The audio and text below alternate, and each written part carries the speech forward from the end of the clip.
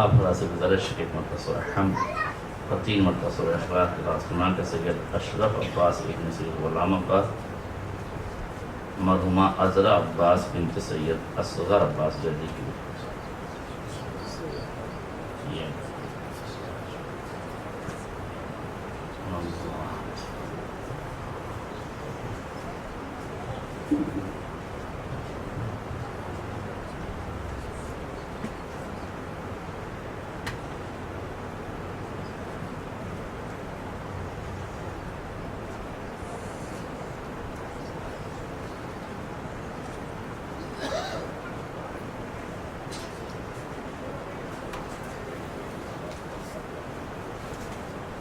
لا حول ولا قوة إلا بالله العلي العظيم حسبنا الله ونعم الوكيل نعم المولى ونعم النصير الحمد لله رب العالمين والصلاة والسلام على أشرف الأنبياء والمرسلين والذي صاحب التاج والمعراج والبراق والعلم دافع البلاء والوباء والقحط والمرض والألم اسمه مكتوب مرفوع منقوش في اللوح والقلم جسمه مقدس معطر مطهر منور في البيت والحرم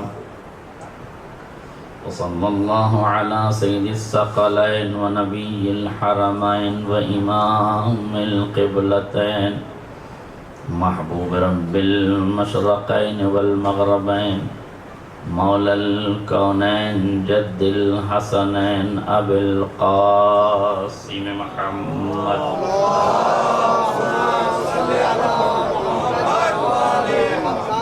وعلى آل بيته الطيبين الطاهرين المعصومين المظلومين ولعنة الدائمة الباقية على أعدائهم أجمعين من الآن إلى قيام يوم الدين أما بعد فقد قالت زينب سلام الله عليها ينسبون علما لهذا الطف لا يندرس أثره ولا يمحو رسمه يرجعون إليه الخلائق صلوات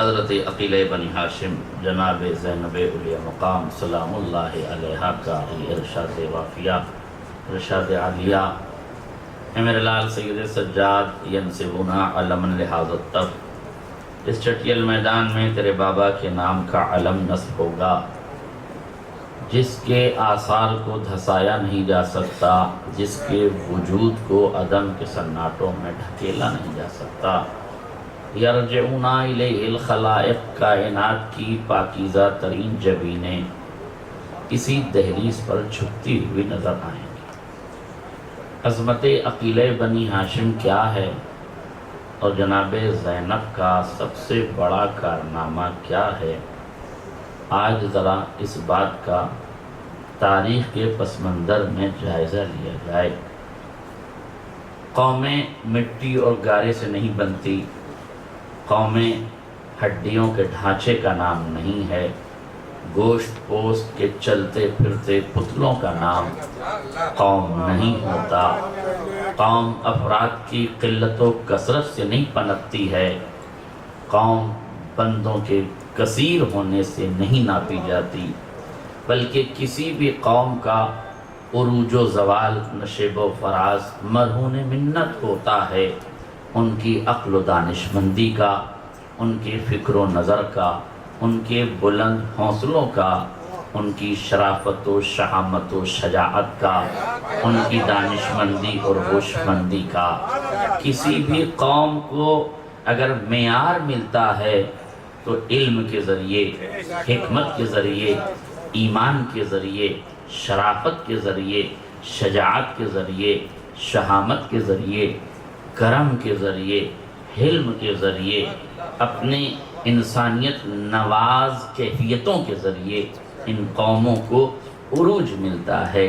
اگر کسی قوم کو صفحے ہستی سے مٹانا ہو تو افراد کا خاتمہ نہیں کیا جاتا، افکار کا خاتمہ کیا جاتا ہے، نظریات کا خاتمہ کیا جاتا ہے، سوچوں کو ڈھایا جاتا ہے، خیالات پہ پابندی لگائی جاتی ہے، علم و ہنر کے راستے کاٹے جاتے ہیں، جہالت کی وادی کو آباد کیا۔ کسی بھی قوم کو مٹانے کے لیے اس کے رئیسی افکار پر حملہ کیا جاتا ہے، اس گھر کو ختم کیا جاتا ہے جہاں علم کے چراغ جلتے ہیں، اس منارِ ہدایت کو منہدم کیا جاتا ہے جو لوگوں کی آستھا اور امید بنا ہوا ہو، ان شخصیات کا خاتمہ کیا جاتا ہے جن کی قیادتیں قوموں کو عروج عطا کرتی ہیں، ان لوگوں کے قدموں کو مٹایا جاتا ہے جن کے نقش کف پا عالم انسانیت کے لیے راہ ہدایت میں قندیلیں روشن کرتے ہیں۔ اور کیجئے گا، لہذا کسی بھی قوم کو مٹانے کے لیے اس کے اعضائے رئیسی پر حملہ کیا جاتا ہے۔ قوم تشیع پر وہ سارے حملے دنیا نے کیے جو قوم کو مٹانے کے لیے کیے جانے چاہیے۔ کسی بھی قوم کو صف ہستی سے مٹانے کے لیے جتنے حملے ہونے چاہیے تھے وہ سارے حملے ہوئے، حالانکہ قوم تشیع اپنے عقلی دلائل اور منطقی براہین کے ذریعے سے 23 برس کے عرصے میں اس نے اپنے وجود کو پورے جزیرت العرب میں منوانا شروع کر دیا، اس لیے کہ تشیع کسی عام آدمی کی دیر نہیں ہے، شہر علم میں اس کو پناہ ملی ہے، باب مدرسۃ العلم نے اس کو سایہ دیا ہے، عفت و عصمت کی رداؤں میں یہ پروان چڑھی ہے، عصمتوں نے انگلیاں تھام کے اسے آگے چلایا ہے۔ ایک جملہ آپ کے ذوق سماعت کے نظر کرنا چاہتا ہوں، قوم تشیع نے عصمتوں کی قیادت میں لمحوں کی انگلیاں تھام کر صدیوں کو چلنا سکھایا ہے۔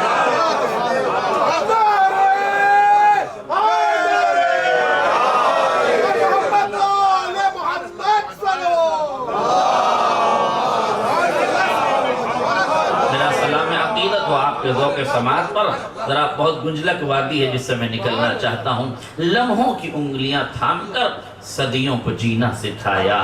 یہ قوم تشیع ہے جس نے علم کے قطروں میں سمندر کی روانیاں پیدا کر دی، یہی قوم تشیع ہے جس نے اپنے چشمہ فیض علم کرم سے کائنات کو انسانیت نواز بنا دیا۔ لہذا قوم تشیع کا جتنے بھی عقائد ہیں وہ عقلی تعبیرات پر منحصر ہیں، براہین کی روشنی میں موجود ہیں، جو بھی عقائد ہیں وہ آیات ربانی کے سانچے میں ڈھلے ہوئے ہیں، عصمتوں کے دہن سے نکلے ہوئے الفاظ نے قوم تشیع کو معیار بخشا ہے۔ قوم تشیع کا ارتقاء آل محمد کے فرامین سے ہیں، آل عمران کے ارشادات سے ہیں، آل رسول کے بیانات سے ہیں۔ اس کا مطلب یہ ہے کہ جتنے بھی تشیع کے رموز و اسرار ہیں یا وہ وحی و الہام کے سانچے میں ڈھل کے قادر مطلق کی بارگاہ سے آئے ہیں یا عصمتوں کے دہن سے نکلے ہوئے الفاظ نے اسلام اور تشیع کی تقدیر بنائی۔ اس کی ابتدائی حیات قضائی میں عصمتوں کے علاوہ جن کرداروں کو ڈھالا گیا ہے وہاں سلمان ہے تو فارس کا مگر کردار اتنا بلند ہے کہ منا اہل البیت کا لقب پاتا ہے۔ غور کیجئے گا، دوسرا کردار ابو ذر ہے، یہ ابو ذر صحابی نہیں ہے بلکہ صحافی ہے۔ ایک جملہ کہنا چاہتا ہوں، ابو ذر اپنے وقت کا صحابی بھی ہے، صحافی بھی ہے، جو صحافت کی ذمہ داریاں تھی وہ صحابیت نے اپنائی ہیں، جو صحافی کو کرنا چاہیے وہ ابو ذر جیسا صحابی کر رہا تھا۔ حاکم وقت کے خلیفہ ثالث کے کلیجے پہ چھڑی رکھ کے یہ پوچھ رہا تھا، یہ بیت المال تیرے باپ کا مال ہے، وہ اپنے اپنوں میں بانٹ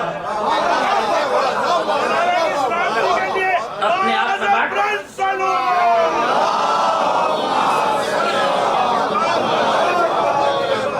دیکھیں کتنا آسان تھا حکومت کے تلوے چاٹ کر اس کے پہلو نشیں ہو جاتے ہوئے حاکم وقت سے یہ پوچھتے ابو ذر، جملہ سنیے گا، کتنا آسان تھا ابو ذر کے لیے کہ بادشاہ سلامت کے پاس بیٹھتے، ذل سبحانی کے پاس بیٹھتے، ان کی خاموشی سے بیٹھنے کے بعد کہتے بادشاہ سلامت آپ اتنا کام کرتے ہیں، کیسے اتنا کام کر لیتے ہیں؟ بکرے کی پوری ران ایک ہی دفعہ میں کھا جاتا ہوں۔ یہ پوچھ سکتے تھے ابو ذر، مگر ابو ذر نے بتایا صحافت کا معیار تلوے چاٹنا نہیں ہے، کلیجے پہ چھڑی رکھ کے صداقت کے معیار کو بلند کرنا، معیار صداقت کو بلند کرنا ہے۔ ابو ذر جیسی ذات جسے ربضہ بھیجا گیا، ذر نہیں تھا مگر ابو ذر کہلایا، غنی فقیر بن گئے، بے ذر ابو ذر کہلایا۔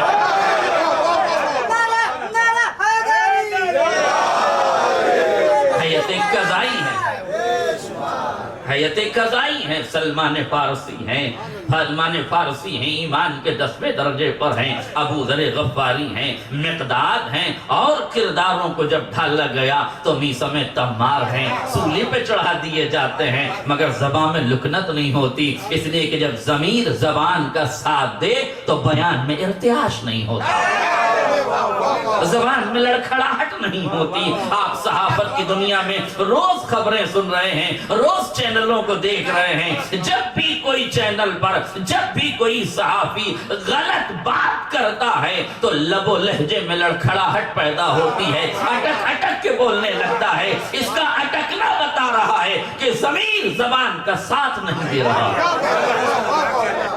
ضمیر زبان کا ساتھ نہیں دے رہا ہے۔ جب صحافت کے میدان میں بیان میں اٹکنے لگو تو سمجھ جانا کہ کس وادی میں جانا چاہیے اور کس وادی میں جا رہے ہو، ورنہ دامن کردار کو داغدار کرنے کے لیے اپنے بھی پوچھ لیتے ہیں کہ اس کال کوٹھڑی میں کیسے گزر بسر ہو رہی تھی۔ ایک صلوات پڑھ دیں محمد رسول اللہ۔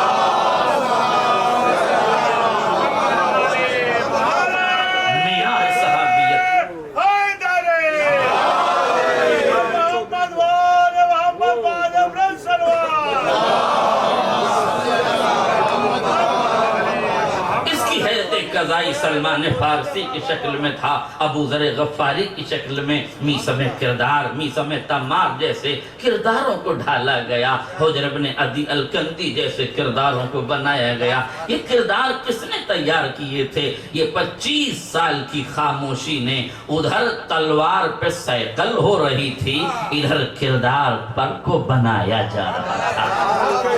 جملہ واضح ہو جائے، کردار کو بنایا جا رہا تھا، لہذا 11 ہجری تک اسلام اپنے پورے آن بان شان و شوکت جاہ و حشم عظمت و کردار کے ساتھ آگے بڑھ رہا تھا۔ نبی کی پاکیزہ زبان سے نکلے ہوئے الفاظ اسلام کا سنویدھان بنا رہے تھے، اسلام کا کانسٹیٹیوشن بنا رہے تھے، آیات قرآنی کے سائے میں سنویدھان بن رہا تھا، قانون بن رہا تھا، آئین بن رہے تھے۔ اور یاد رکھیے گا یہ قانون کوئی عام آدمی نہیں بنا رہا تھا، یہ قانون کسی عام بندے پہ نہیں بھیجے جا رہے تھے، قادر مطلق کی بارگاہ سے قوانین بنا کر بصورت قرآن پیغمبر کی طرف بھیجے جا رہے تھے۔ تو اعلان قدرت تھا کہ ہم اس قرآن کو نازل کریں گے تو عام ملک کے ہاتھوں نہیں بھیجیں گے، ملائک کے سردار کا انتخاب کریں گے، سید الملائکہ کو منتخب کیا گیا، آیات ربانی کی امانت امین وحی کے ہاتھوں میں دی گئی تاکہ عام نبی تک نہ پہنچائیں،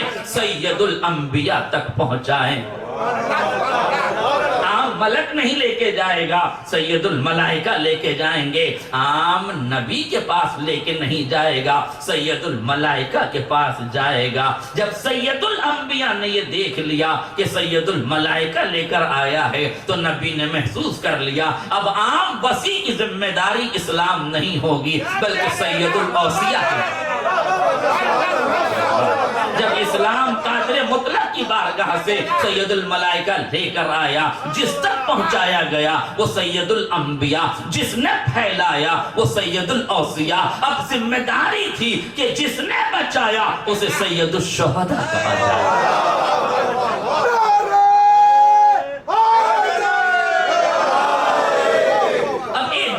سن لیجئے، سید الملائکہ لانے والے سید الانبیاء کی بارگاہ تک لے جایا گیا، سید الاوصیاء نے اسے کائنات تک پھیلایا، سید الشہداء نے اسے دنیا سے بچایا۔ اب تو امت کو معلوم ہونا چاہیے دین کی حفاظت سید ذاتوں کی ذمہ داری ہے، غلام ذاتوں کی ذمہ داری ہے، اور وہ بھی سند یافتہ غلام ذاتے۔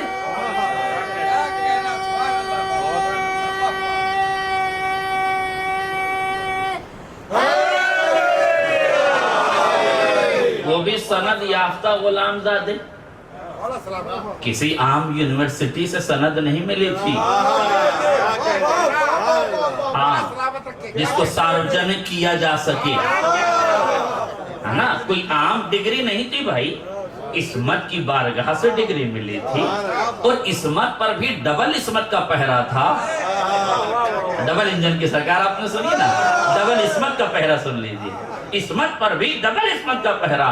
ایک تو امام وقت امام حسین، اوپر سے بچپنا، دو معصومیت ہے نا، ایک تو ویسے ہی معصوم ہے، پھر دوسرے بچپنا بھی ہے، گزر رہے ہیں، کوئی غلام زادہ ممبر پہ بیٹھا ہوا تھا، فوراً کا او غلام زادے اتر میرے باپ کے ممبر سے۔ نہ جانے حسین کے لہجے کی دھمک کا کیا عالم تھا کہ بندہ ممبر سے کود پڑا۔ کود پڑنے کی صفت انسان کی نہیں ہے، پتہ نہیں آپ کیا سمجھ رہے ہیں۔ کود پڑا، تیزی سے بھاگتا ہوا گھر گیا، اپنے باپ سے کہا مجھے رسول کے بیٹے نے غلام زادہ کہا۔ دستور دنیا تو یہی ہے، فطرت کے تقاضے تو یہی ہیں، جب بچہ اپنے باپ سے کسی بچے کی شکایت لے کے جائے تو باپ ان کے گھر جاتا ہے، ان سے شکایت کرتا ہے آپ کے بیٹے نے میرے بیٹے کو یہ کہا۔ مگر یہ عجیب انداز تھا کہ بطول کے بیٹے کے لبوں سے نکلے ہوئے الفاظ خلافت کی تقدیر بنا رہے تھے۔ آئے جملہ سنیے گا، جیسے ہی کہا غلام زادہ، بیٹے نے جیسے ہی باپ کے پاس جا کے کہا بابا مجھے رسول کے بیٹے نے غلام زادہ کہا، ایک مرتبہ حاکم وقت ہے مگر کہتا ہے جاؤ حسین سے لکھوا کے لے۔ ایک جملہ پوچھوں آپ سے، یہ تحریر کی طلب اور تڑپ ضرورت کے لیے تھی یا عقیدت کے لیے؟ بتائیے آپ، ضرورت آپ بتائیے، میں پھر آگے بڑھوں گا۔ ضرورت میں تھی یا؟ اچھا ضرورت میں۔ دیکھیں اس نے تو عقیدت کا عنوان دیا تھا بھئی، کہنے والے نے تو عقیدت کا عنوان دیا تھا۔ پوچھا اس نے کہ کیوں؟ کہ قبر میں، تو پھر عقیدت ہوئی نا بھئی، بظاہر تو یہ نا عقیدت ہے، حالانکہ اگر اتنے ہی عقیدت مند تھے تو جو نبی نے فدق لکھ کے دیا تھا اسے پھاڑا کیوں؟ اسے پھاڑا کیوں؟ اس کا مطلب ہے کہ عقیدت کی طلب نہیں تھی۔ آپ کا پہلے ہی نظریہ صحیح ہے، ضرورت تھی۔ ضرورت کیا تھی؟ ذوق سماعت آپ کا بلند ہے، مجھے جملہ کہنے کی ضرورت نہیں ہے، مگر ممبر کے تقدس اور اس کے احترام کے لیے کچھ چیزیں ہیں جس میں اجازت نہیں ہوتی ہے کہ الفاظ استعمال کیے جائیں۔ میں ادب کے دائرے میں رہ کے دو لفظ استعمال کروں گا، ایک آپ کے ذوق سماعت پہ چھوڑ دوں گا، جو سمجھ جائیں انہیں میری طرف سے سبحان اللہ، جو نہ سمجھیں انہیں واقعاً خدا سمجھے۔ اس لیے کہ دو سے زیادہ میں تیسرا جملہ نہیں کہہ سکتا کہ اس نے کہا ضرورت میں لکھا گیا تھا، ضرورت میں طلب کیا گیا تھا۔ بھئی ضرورت کیا تھی؟ توجہ کیجئے گا، بیٹے سے کہا بیٹا جا حسین سے لکھوا لا۔ اس نے کہا لکھوانے کی کیا ضرورت ہے، اب تاریخ تو نہیں کہتی ہے مگر خطابت کا مزاج کہتا ہے، عجب نہیں حاکم نے کہا ہو، اس لیے کہ امام زادہ تو ہے نہیں، امام زادہ تو ہے نہیں، غلام زادہ تجھے سویکار نہیں۔ تیسری کیفیت بڑی خطرناک ہے، قبل اس کے کہ شجرے مشکوک ہو جائیں، حسین کی سرت عزتوں کو بچا۔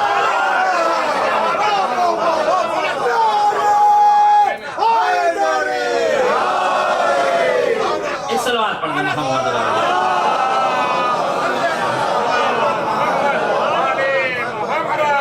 11 ہجری تک دین اپنے پورے آن بان شان و شوکت جاؤ حشم عزم و کردار کے ساتھ آگے بڑھتا رہا۔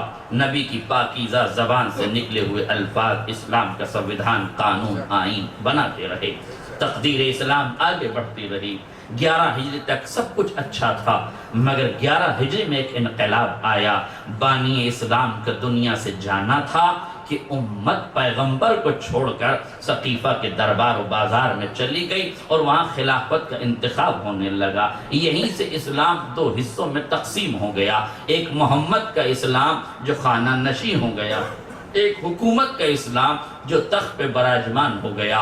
دونوں اسلاموں کے اپنے تقاضے تھے۔ حکومت کا اسلام اپنے تقاضے پورے کر رہا تھا، محمد کا اسلام اپنے تقاضے پورے کر رہا تھا۔ حکومت کا اسلام تلوار کی چمک دکھا رہا تھا، محمد کا اسلام کرداروں کو سانچے میں ڈال رہا تھا۔ توجہ کی، حکومت کا اسلام زر خرید غلاموں کو خرید رہا تھا، زر و جواہرات جمع کر رہا تھا، زمینوں کو فتح کر رہا تھا۔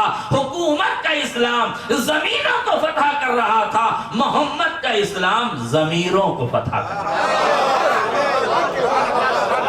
سنیے آپ نے، زمینوں کو فتح کر رہا تھا۔ حکومت کا اسلام زمینوں کو فتح کر کے رقبہ اسلامی کو بڑھا کر بلاد اسلامیہ کے رسم الخط کھینچ رہا تھا، پراگندہ علاقوں کو سمیٹ کر بلاد اسلامیہ کی بنیاد رکھی جا رہی تھی، فتوحات اسلامیہ کا نعرہ بلند کیا جا رہا تھا، پراگندہ علاقوں کو سمیٹ کر اسلام بنایا جا رہا تھا۔ محمد کا اسلام پراگندہ آیتوں کو سمیٹ کر قرآن جمع کر رہا تھا،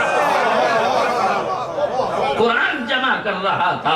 اس طرح سے 2 حصوں میں تقسیم ہو گیا۔ وہ اپنا کام کرتے رہے، یہ اپنا کام کرتا رہا، مگر اسلام قسم پرسی کی عالم میں چلتا رہا۔ 25 سال تک یہ صورتحال جاری رہی۔ ایک لفظ کہنا چاہتا ہوں، اسلام کا دم گھٹنے لگا، فتوحات اسلامیہ کے نام پر تلوار کا زور دکھایا جانے لگا، جبر و ستم کی بستیاں آباد کی جانے لگی، انسانیت کا لہو چوسا جانے لگا، ظلم و جبر و استبداد کی راہیں ہموار کی گئی۔ اسلام پھیل تو رہا تھا مگر اندر اندر سے سکڑ رہا تھا، یہ اپنے اندر ایک خفتگی محسوس کر رہا تھا۔ اس کا مطلب یہ ہے کہ اسلام بہت تیزی سے چلا، مگر 2-3 قدم چل کے لڑکھڑا کے گر پڑا اور علی کے چرنوں میں آ کے کہتا ہے، یا علی ظلم سے سنبھالا نہیں جاتا، اب تو کرم کا آشیرواد دے دیجیے۔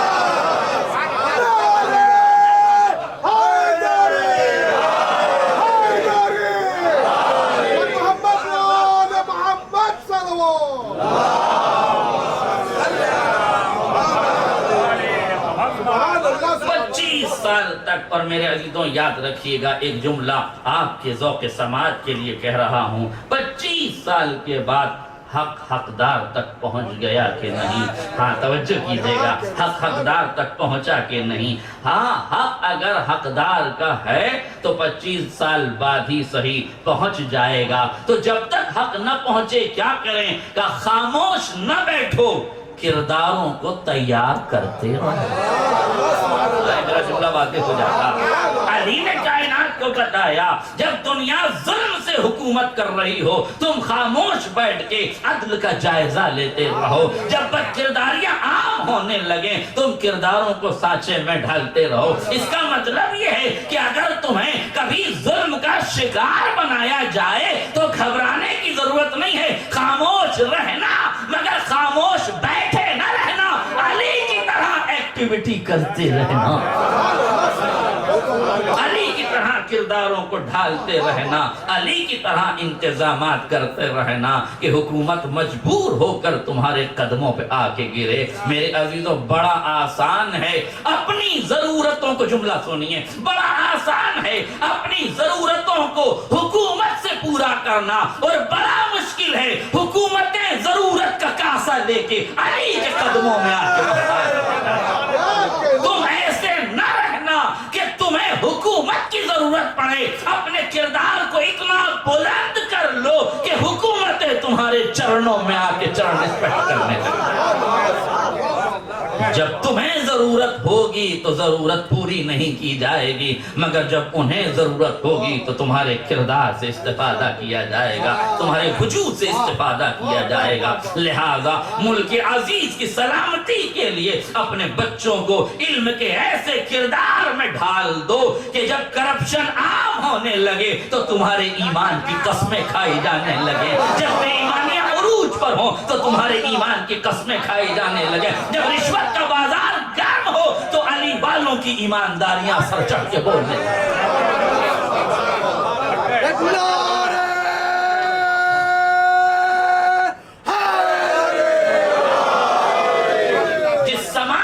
مسیحائی کے نام پر، جس سماج میں مسیحائی کے نام پر غربتوں کے کلیجے چوسے جاتے ہوں، زندہ آدمی کو وینٹیلیٹر پر، مردہ آدمی کو وینٹیلیٹر پر لیٹا کے زندہ بتایا جاتا ہو، نیو بیبی بورن، ابھی بچہ پیدا ہوا ہے، پیلیے کے نام پر رکھ دیا گیا، بچہ مر گیا ہے مگر اسے وینٹیلیٹر پر لٹایا جا رہا ہے، غربت کا کلیجہ چوسا جا رہا ہے، دولت لی جا رہی ہے، اسے ڈاکٹر بنایا تھا، اسے مسیحائی کی ذمہ داری دی تھی، اسے انسانیت کو بچانے کی ذمہ داری دی تھی، اسے لہو پلانے کی ذمہ داری دی تھی، یہ غربت کے کلیجے سے لہو چوسنے لگا۔ میرے عزیزوں، 2 نمبر کا دھندا بھی بے ایمانی کا دھندا ایمانداری سے ہو رہا ہے، مگر مسیحائی کے دھندے میں جتنی بے ایمانی ہو رہی ہے شاید کسی دور میں کسی ڈپارٹمنٹ میں اتنی بے حیائی اس وقت نہیں ہو رہی ہے جتنی بے حیائی میڈیکل میں ہو رہی ہے،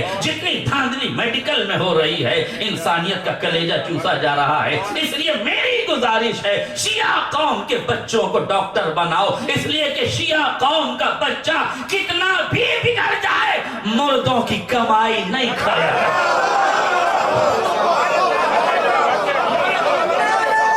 مردوں کی کمائی نہیں کھایا۔ اپنے بچوں کو ڈاکٹر بناؤ۔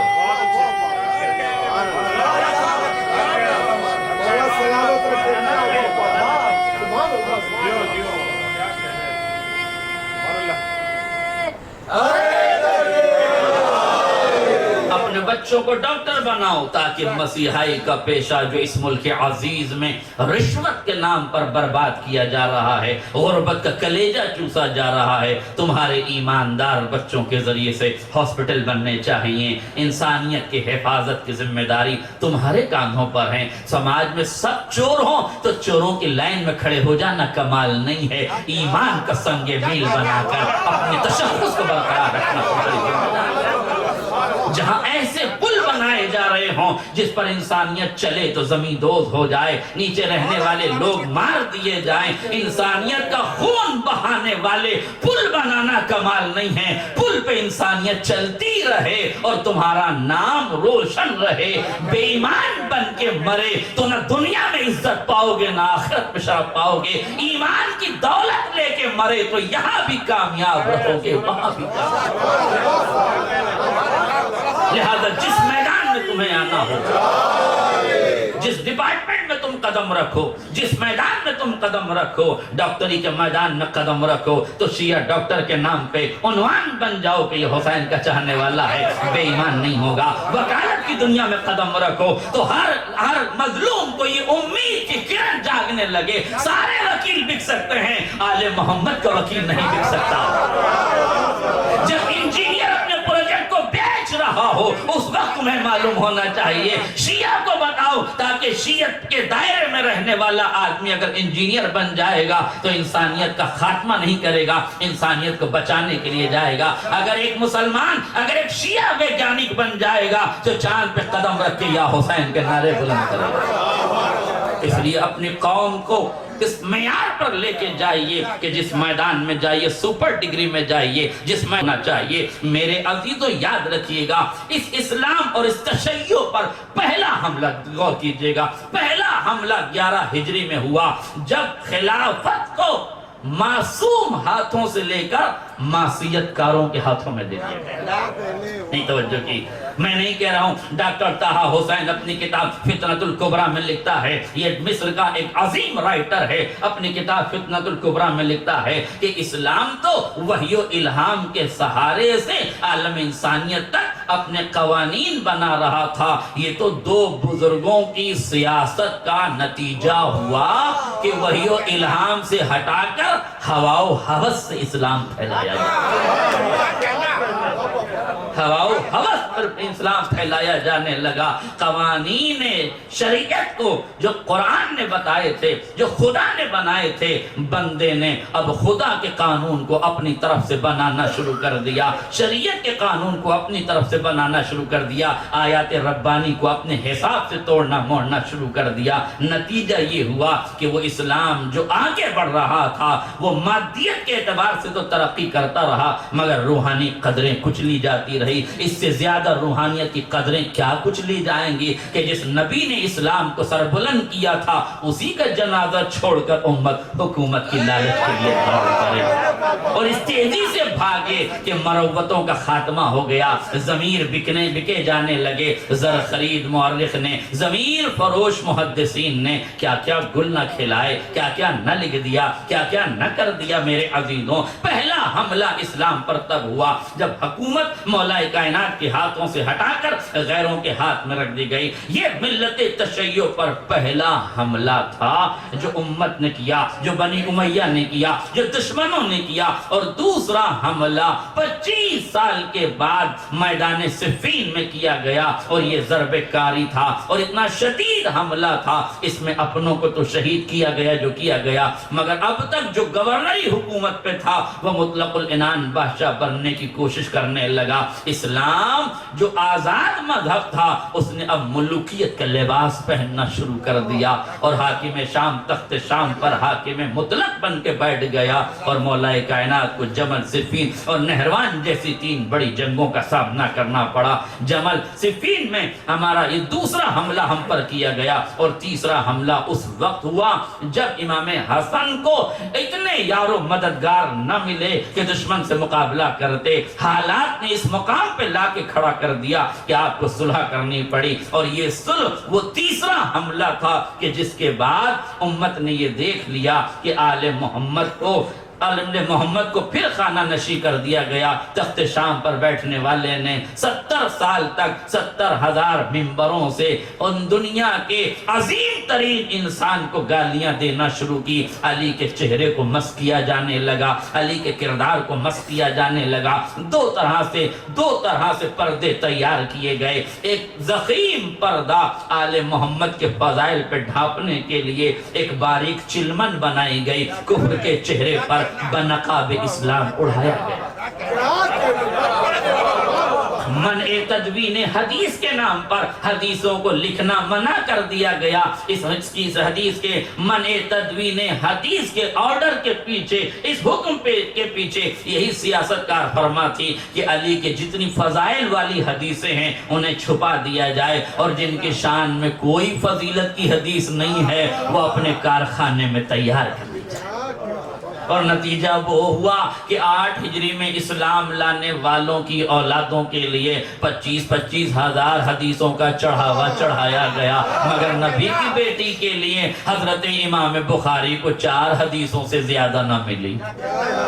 अल्लाह अकबर। सही की सही परिभाषा तो जरा सा देख लें, सही को सही कहने वाले जरा सही से गौर करके तो देख लें। ऐसी किताबें सही जहां शिम्र बिन दिलजोशन से भी रिवायत है मगर नहीं है तो सादिक़े आले मोहम्मद से रिवायत नहीं है, जहां दुश्मनाने अहले बैत को भी मोतबर करार दिया गया। न जाने बनी उमैया के दस्तरखान पर पलने और बढ़ने वाले लोगों के पेटों में क्या क्या उतर गया था। तारीख शाहिद है। मगर अल्लाह अकबर, जिसे खुदा फजीलतें देना चाहे, खुदाई की क्या औकात है। किसी के लिए 25,000 हदीसों का चढ़ावा है, नबी की बेटी के लिए 4 हदीस है, मगर सलाम व अज़मत ज़हरा पर ये 4 हदीसें अगर तराजू के एक पल्ले में रख दो और 25,000 हदीसें एक पर रख दो तब भी ज़हरा का रुतबा बुलंद नजर आता है।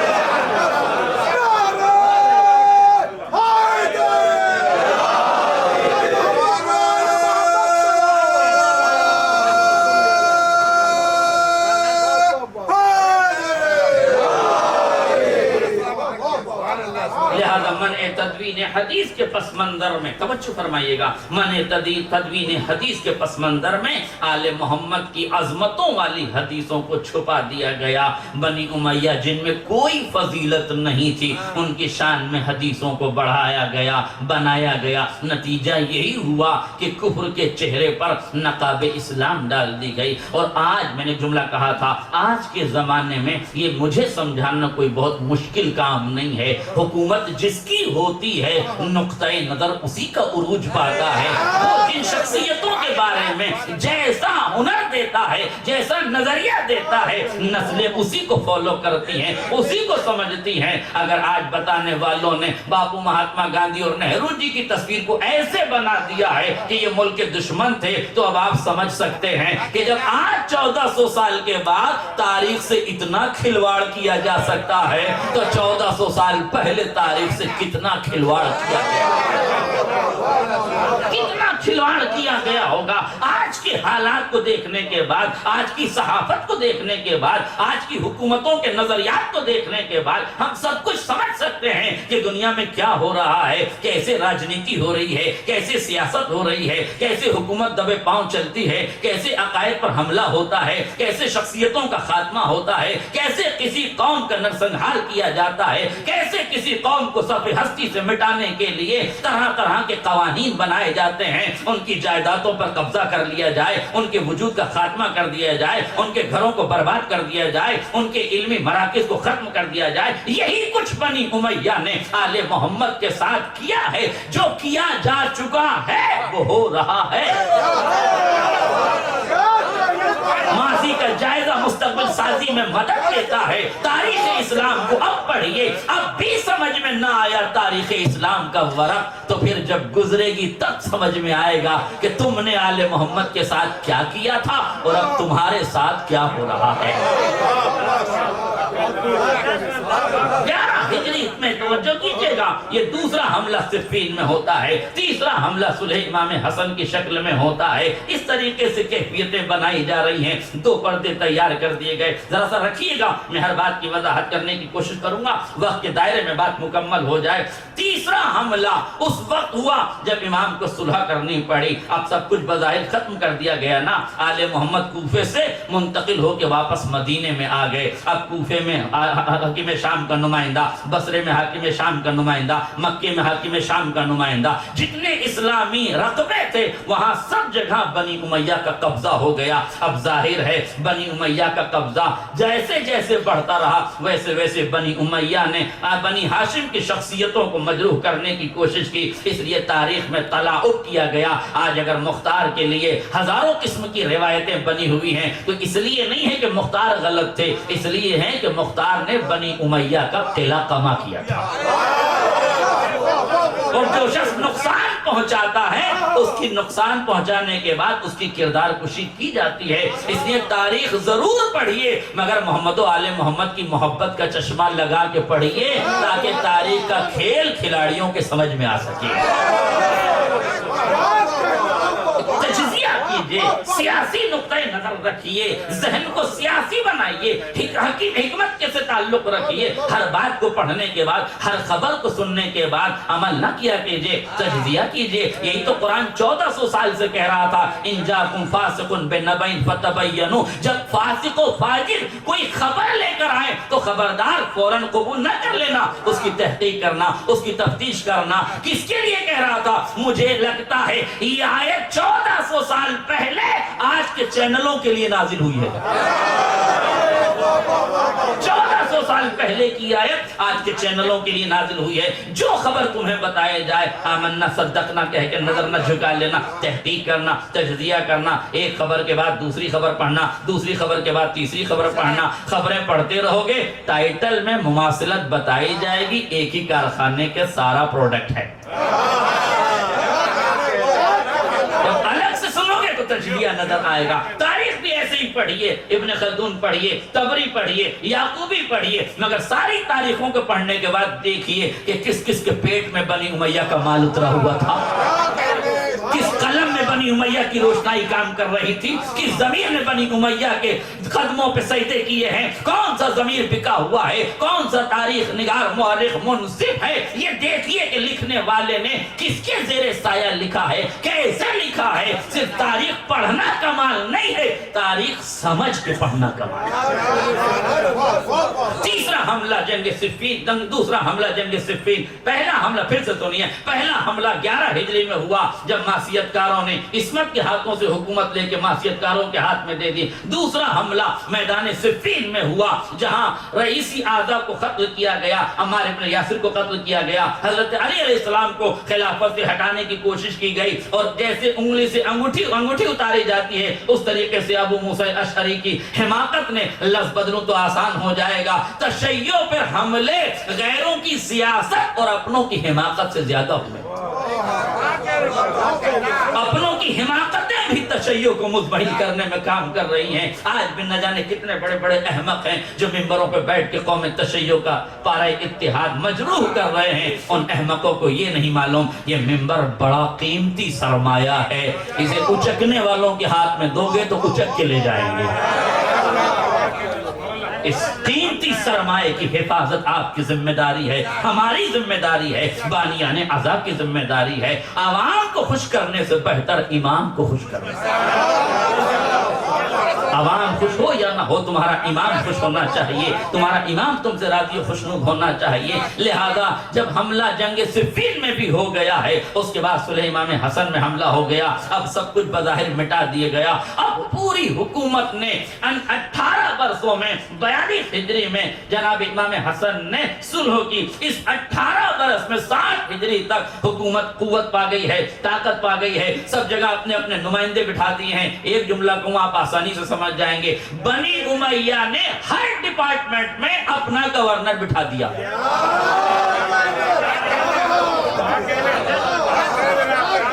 کوفے میں اپنا, بصرے میں اپنا, مکے میں اپنا, مدینے میں اپنا. وقت نہیں ورنہ میں سب کے نام بتاتا.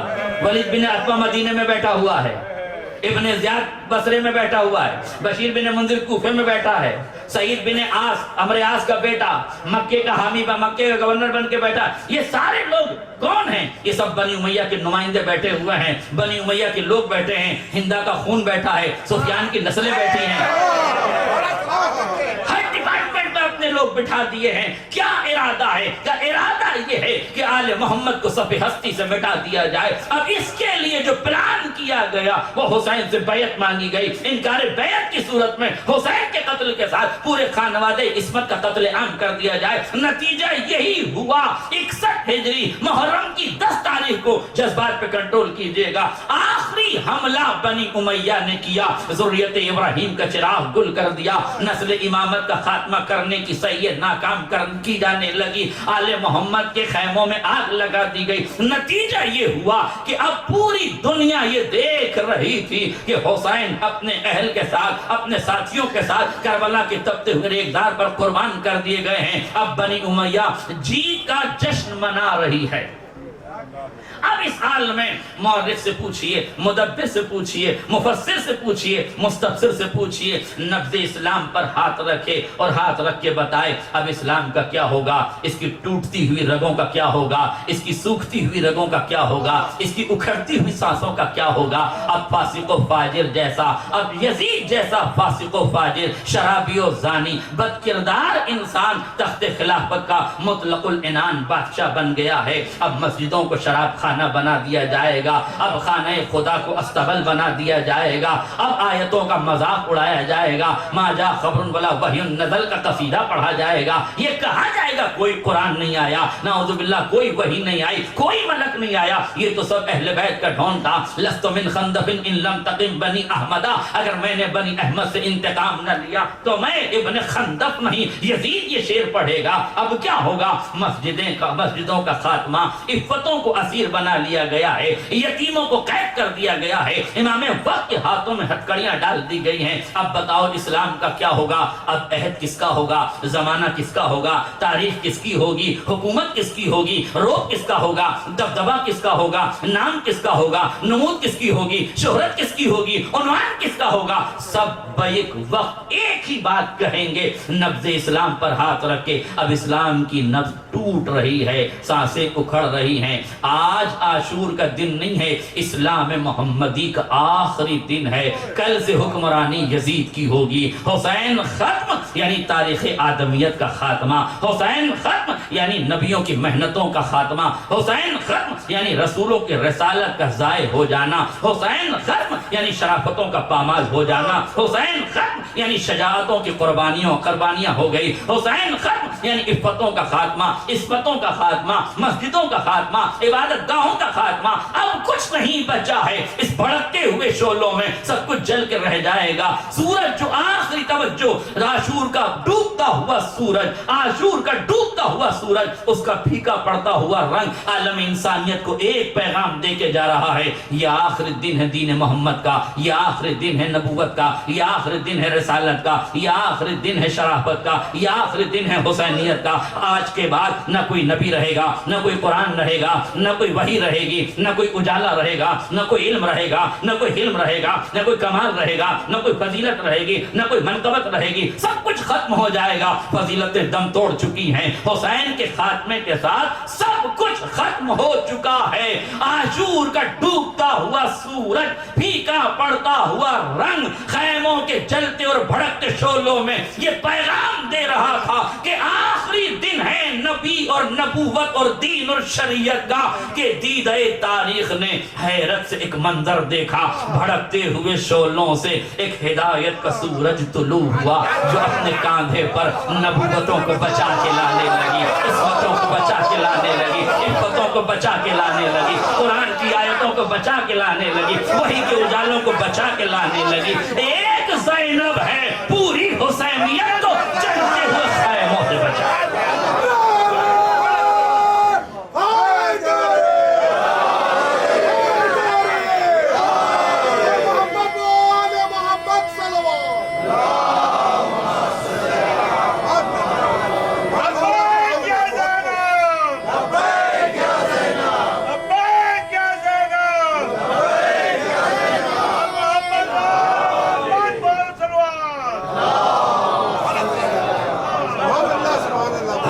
مسلم راوی ہے، دیکھ رہا ہے ایک بی بی ہے، بار بار بھڑکتے ہوئے شعلوں میں جاتی ہے، کبھی کچھ اٹھا کے لاتی ہے، کبھی کسی کو بچا کے لاتی ہے۔ جن بچوں کو جینے کی امید نہیں تھی، ان کے دلوں میں چراغ امید بن گئی ہے زینب۔ جو بیوائیں اپنے والی و وارث کے بعد ان خیموں میں جل کے مر جانا چاہتی ہیں، انہیں حیات کا مژدہ سنایا ہے زینب نے۔ ایک زینب ہے، نہ جانے کتنے ارمانوں کی چتاؤں پہ کھڑی ہو کر عالم انسانیت کو دین بچانے کا پیغام دے رہی ہے۔ ایک ہی وقت میں زینب بھائی کی سوگوار بھی ہے، 72 کی عزادار بھی ہے۔ ایک ہی وقت میں زینب بھائی کی سوگوار بھی ہے، 72 کی عزادار بھی ہے۔ مگر تاریخ نے دیکھا اب زینب کی آنکھوں میں آنسو نہیں ہے، اب زینب کا ہاتھ سینے پہ نہیں ہے، نہ زینب ماتم کرتی ہے، نہ زینب مرثیہ پڑھتی ہے، نہ زینب نوحہ پڑھتی ہے، نہ زینب اشک فشانی کرتی ہے۔ کیوں اشک فشانی نہیں ہے؟ کیوں سوگواری نہیں ہے؟ کیوں عزاداری نہیں ہے؟ زینب نے بتایا ابھی ذمہ داریوں کا وقت ہے، عزاداری کا وقت بعد میں ہے۔ ابھی ذمہ داری کا وقت ہے۔ بیوی کیا ذمہ داری ہے؟ شریعت کو بچانے کی ذمہ داری، آیتوں کو بچانے کی ذمہ داری، وحی کے اجالوں کو بچانے کی ذمہ داری، یتیموں کی کفالت کی ذمہ داری، بیواؤں کو بچانے کی ذمہ داری، بیمار کو بچانے کی ذمہ داری، نسل ابراہیم کو بچانے کی ذمہ داری، ذریت امامت کو بچانے کی ذمہ داری، مقصد حسین کے بچانے کی ذمہ داری۔ میں نے ہاتھوں کو جوڑ کے کہا بی بی آپ کربلا کے میدان میں ہیں، بڑھتے ہوئے شعلوں میں ہیں، ذمہ داری کے بجائے عزاداری کیجئے۔ کہ یہی تو پیغام دینا چاہتی ہوں، پہلے ذمہ دار بنو، بعد میں عزادار بنو۔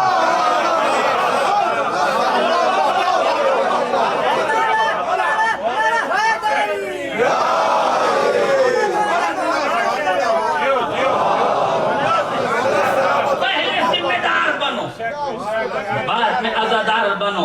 हमारी मजबूरी ये है, हमारे लिए मुसीबत ये है, हमारी परेशानी ये है, हमने ज़ैनब के नजरिए को उलट दिया है, हमने शहजादी के नजरिए को पलट दिया है, हमने शहजादी के नजरिए को समझा नहीं है। हम हर आदमी को आज़ादार बनाने पे तुले हुए हैं। गलत फहमी है, पहले शरीयत का जिम्मेदार बनाओ फिर आज़ादार बनाओ।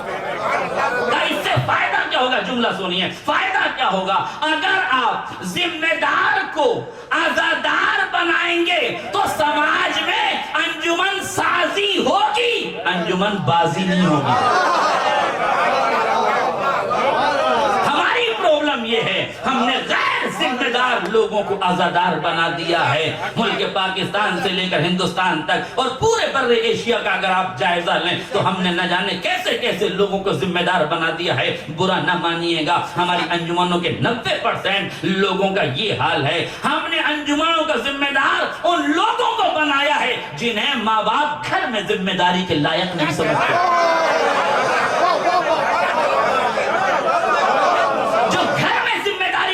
नहीं है वो पूरी कौम की अंजुमन का जिम्मेदार बन गया है। नतीजा यही हुआ, जब गैर जिम्मेदार जिम्मेदार बन जाए तो समाज में अंजुमन बाजियां शुरू हो जाती हैं।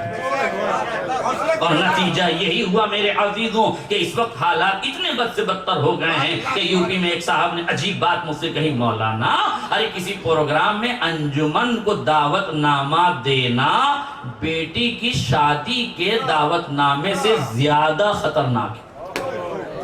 मतलब समझे? नहीं, एक बेटी का रिश्ता मांगने जाइए तो इतनी परेशानी नहीं होती, मगर अंजुमन से वादा लेने जाइए तो बड़ी परेशानी। सेक्रेटरी कहता है सदर से पूछेंगे, सदर कहता है सेक्रेटरी से पूछेंगे, सदर सेक्रेटरी मिलके कहते हैं साहिब बयास से पूछेंगे, साहिब बयास कहता है फलाने से पूछेंगे। एक आदमी जो वादा लेने के लिए आया है, अंजुमन की जिम्मेदारी तरवीजे आजाद थी, जात को प्रमोट करने की इजाजत नहीं थी, अपनी जात को प्रमोट करने की इजाजत नहीं थी। अब जुमला सुनिए, मेरी बातों को गलत न समझिएगा, बात को समझने की कोशिश कीजिए। ज़ैनब ने क्या फरमाया, शहजादी क्या बता रही हैं? पहले जिम्मेदार बनाओ फिर आज़ादार बनाओ। करबला जिम्मेदारियों का नाम, शाम आज़ादारियों का नाम। पहले जिम्मेदार फिर आज़ादार। वलैसल अक्स, बरक्स जायज नहीं है। पहले जिम्मेदार बनाओ फिर आज़ादार बनाओ। अब दलील सुन लीजिए बड़ी खामोशी से, मैं आपको दलील समझाना चाहता हूं, इसे समझ लीजिए फिर नारा लगाइए। क्यों क्यों पहले जिम्मेदार फिर आज़ादार? इसलिए कि आज़ादारी इस्मतों के लहू से सींचा हुआ सरमाया है, इसे गैर जिम्मेदार कांधों पे नहीं डाला जा सकता।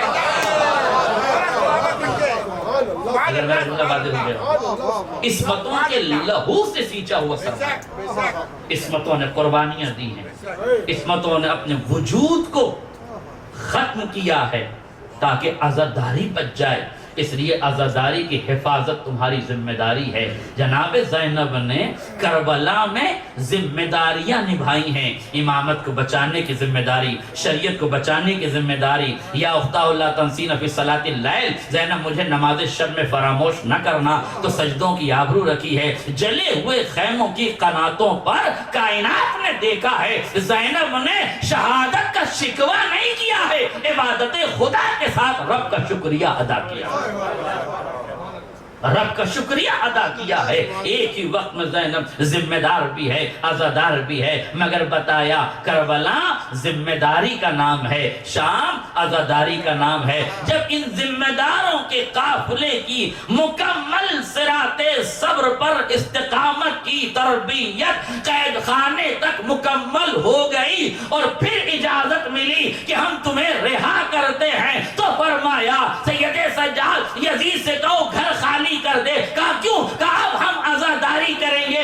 बीबी अब तक क्यों न की, अब क्यों करेंगे? कहा पहले जिम्मेदारों को तैयार कर दूं फिर बिनाए आज़ा रख दूं।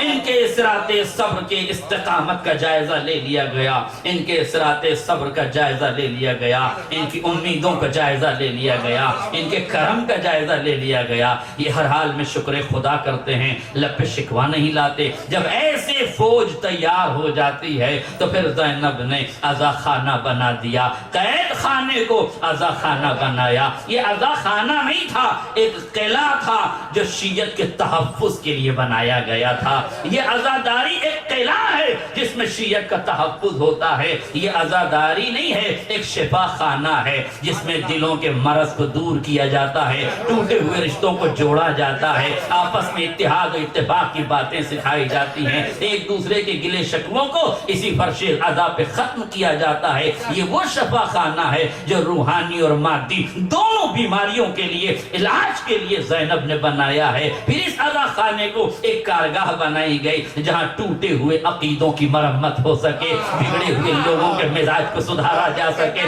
جہاں شریعت سے ناآشنا لوگوں کو شریعت پڑھائی جا سکے، جہاں وادی شرک سے نکال کر تجلی توحید میں لا کے کھڑا کیا جا سکے، جہاں رسالت و نبوت کے رموز و اسرار سے آشنائی کی جا سکے، ایسی کارگاہ بنا دی ہے زینب نے۔ پھر اسی عزا خانے کو زینب نے درسگاہ بنا دی جہاں اصول دین پڑھائے جائیں، فروع دین پڑھائے جائیں، جہاں دین کی حقیقت بتائی جائے، جہاں مسند فقاہت میں جلوہ افروز آدمی کو لائق سلام بن کر فقاہت کی عزت و عظمتوں کو دوبالا کیا گیا۔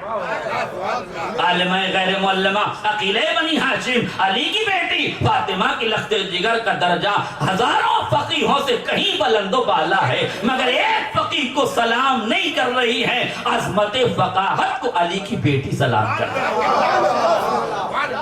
عظمت فقاہت کو علی کی بیٹی سلام کر رہی ہے، اور علی کی بیٹی کا سلام تمہارے لیے لائق اقتدا ہونا چاہیے، اس لیے کہ عصمت کی خاموشی دلیل بنی ہوئی ہے۔ تین معصوموں کی خاموشی ہے کہ فقیہ وقت کو زینب کا سلام پہنچا ہے۔ اگر فقیہ کو سلام کرنا جائز نہ ہوتا، امام حسین کو منع کرنا چاہیے تھا۔ امام حسین کے لبوں کی خاموشی زینب کے الفاظ کی صداقت کا اعلان ہے کہ یاد رکھیے گا۔ لہذا جناب زینب نے ایک قلعہ بنایا، ایک شفا خانہ بنایا، ایک کارگاہ بنائی، ایک رزمگاہ بنائی جہاں بزدلی کا خاتمہ کیا جائے، شجاعتوں کا پروان چڑھا جائے، خوف و ہراس کا خاتمہ کیا جائے، جرأت اظہار اگر ختم ہو گئی ہے تو پروان چڑھا جائے، قوت احساس اگر سلب کر لی گئی ہے تو قوت احساس پیدا کیا جائے۔ لہذا یہ فرش عزا نہیں ہے، یہ مجلسیں نہیں ہیں، بلکہ زینب کی نظر میں قلعہ ہے جو شیعت کا تحفظ کرے گی۔ یہ وہ شفا خانہ ہے جہاں رشتوں کو جوڑنے کی بات کی جائے گی، یہ وہ کارگاہ ہے جہاں ٹوٹے پھوٹے عقیدوں کو جوڑا جائے گا، یہ وہ درسگاہ ہے جہاں اصول الدین و فروع دین کو پروان چڑھایا جائے گا، یہ وہ درسگاہ ہے کہ جہاں رزمگاہ کا عنوان ہے، جہاں شجاعتیں سکھائی جائیں گی، جہاں اسلحوں کو، جہاں تلوار پہ سیکل نہیں کی جائے گی، کرداروں پہ سیکل کیا جائے گا۔ اگر زینب کی ان تمناؤں کی تکمیل ہماری مجلسوں میں ہو رہی ہے تو پھر یہ کل ملا کے عبادت ہے، عزاداری ہے۔ لیکن اگر یہ سارے عناصر نہیں پائے جاتے تو یا ریاکاری ہے یا رواداری ہے۔ ابھی عزاداری کی حرمت تک پہنچنے میں وقت باقی ہے، ابھی ہمیں عزاداری کی عبادت تک پہنچنے میں وقت باقی ہے۔ ابھی تو ہم فلانے کی مجلس میں آ رہے ہیں، فلاں جگہ کی مجلس میں آ رہے ہیں، فلاں بینر کی مجلس میں آ رہے ہیں۔ جب یہ سارے عناوین ہٹ کے ہم حسین کی مجلس میں آنے کے ارادے سے گھر سے نکلیں تب ہمیں یہاں آنے کا ثواب ملے گا، تب یہاں آنے سے شعور بیدار ہوگا۔ شب بیداریاں کمال نہیں ہے، شعور کی بیداریاں کمال ہے۔ رات بھر جاگ کے گٹکا منہ میں بھر کے اگر نوحہ پڑھا تو کیا کمال کیا، لیکن رات بھر باوضو ہو کر شب بیداری میں رہے تو شعور کی بیداری کی علامت ہے۔ شب بیداریاں ضرور کرو مگر شعور کی بیداریوں کا خیال رکھو۔ ایک ہی وقت میں زینب عزادار بھی ہے، توجہ کیجئے گا، ایک ہی وقت میں زینب عزادار بھی ہے، ایک ہی وقت میں زینب ذمہ دار بھی ہے، ذمہ داری بھی نبھائی ہے، عزاداری بھی نبھائی ہے۔ کیا پوچھا سید سجاد سے، میرے لال جلتے ہوئے خیموں میں جل کے، بھڑکتے ہوئے شعلوں میں جل کے مر جائیں یا باہر نکل جائیں؟ غور کیجئے گا۔ ایک RSS کے بہت بڑے نیتا گزرے ہیں، اشوک سنگل، الہ آباد سے جن کا تعلق تھا، ہمارے حضرات بزرگان جو تھوڑا بہت بھی سیاسی شوق رکھتے ہیں انہیں معلوم ہے، ایک عالم دین کا ان کے ساتھ گزر ہوا، لباس دیکھ کے پہچان گئے کہ آپ شیعہ عالم ہیں، کپڑوں سے پہچاننا کوئی نئی بات نہیں ہے، پرانی بات ہے، پہچان چاہتا ہوں، مجھے لگتا ہے آپ شیعہ ہیں، میں شیعوں کے متعلق کچھ سوال کرنا چاہتا ہوں۔ شیعہ عالم دین کا کمال یہ ہے کہ کبھی یہ نہیں کہتا کہ نہ پوچھیے، اس لیے کہ منبر سلونی کے توسل سے وہ عالم بنا ہے، یہ کیسے کہہ دے گا کہ نہ پوچھیے؟ آپ تو پوچھیے، معلوم ہوگا تو بتاؤں گا، نہیں ہوگا تو پوچھ کے بتاؤں گا، اور کیجئے گا۔ میں نے کہا کہ بتائیے سوال کیا ہے، بہت توجہ سے سنیے گا، میرے موضوع سے ریلیٹڈ بات ہے، آپ یہ نہ سوچا کیجئے کہ میں واقعہ پڑھ رہا ہوں تو کہیں اور چلا گیا، نہیں، پوری ایک مسلسل تقریر ہے، آپ محسوس کر رہے ہیں صاحبان علم و شعور تشریف فرما ہے، ایجوکیٹڈ مجمع میرے سامنے بیٹھا ہوا ہے، بہت آسانی سے بات کو کہہ دوں، بس آخری بات انشاءاللہ ہوگی، سمجھ لیجئے اس کو۔ اس نے کہا کہ حضور والا آپ یہ بتائیے کہ آپ کے یہاں یہ روایت بڑے شد و مد سے پڑھی جاتی ہے کہ جب خیموں میں آگ لگ رہی تھی تو بیویاں ایک خیمے سے دوسرے خیمے میں جاتی تھی اور آخر میں جناب زینب سید سجاد کے پاس گئیں اور جا کے کہا کہ سید سجاد تم امام وقت ہو، اب یہ بتاؤ کہ ہم جل کے مر جائیں یا خیمے سے باہر نکل جائیں؟ توجہ ہے؟ خیمے سے باہر نکل جائیں یا جل کے مر جائیں؟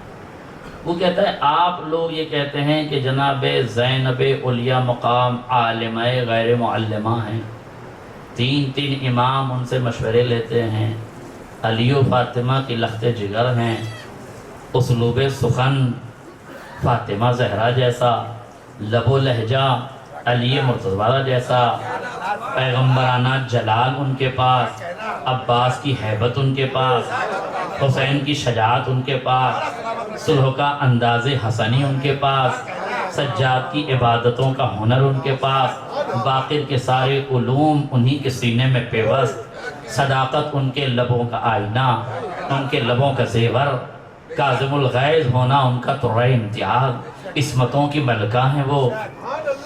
اتنی عظیم ذات کو اتنا سا مسئلہ نہیں معلوم تھا کہ جل کے مر جائیں یا باہر نکل جائیں؟ اس کے لیے امام وقت سے پوچھنے کی ضرورت کیا تھی؟ کہ سنبھالیے گا، جملہ بڑا سخت ہے مگر کہنا چاہوں گا۔ جناب زینب نے دنیا کو بتایا کہ جس کا مرجع وقت موجود ہو وہ خود اپنے سے عمل نہیں کرتا، اپنے امام سے رجوع کیا۔ بھتیجے بتاؤ کیا کریں؟ توجہ کیجئے گا، بتاؤ کیا کریں؟ امام نے کیا کہا؟ امام نے نہیں کہا پھوپھی اماں آپ کو اتنا سا مسئلہ نہیں معلوم، آپ اتنی سی بات نہیں جانتی، آپ علی کی بیٹی ہیں، آپ خود فیصلہ کریں، وظیفہ عملی آپ خود طے کریں۔ نہیں، امام نے کیا کہا؟ جان کا بچانا واجب ہے۔ خالی مسئلہ نہیں بتایا، دلیل کے ساتھ مسئلہ بتایا۔ جان کا بچانا واجب ہے، آپ باہر چلی جائیے۔ کہا اتنی سی بات، توجہ کیجئے گا، میں نے باتوں کو چھوڑ دیا، اتنی سی بات شہزادی کو نہیں معلوم تھا، نہیں معلوم تھی۔ اس نے کہا حضور والا بات یہ ہے آپ نے مسئلہ تو سمجھا، مسئلے کی نزاکت نہیں سمجھی۔ بس توجہ سے جملہ سنیے گا، مسئلے کی نزاکت نہیں سمجھی۔ جناب زینب مسئلہ نہیں پوچھ رہی تھی، چونکہ یزیدیت کا چوتھا اور آخری حملہ ذریت ابراہیم کے چراغ کو گل کرنے کے بعد فوج یزید اپنے زوم ناقص میں یہ سوچ رہی تھی حسین ختم یعنی امامت کا خاتمہ۔ میں نے سید سجاد سے مسئلہ نہیں پوچھا، دنیا یزیدیت کو بتایا ابھی حسین شہید ہوئے ہیں، امامت و ولایت تو زینب کے حصار میں ہے۔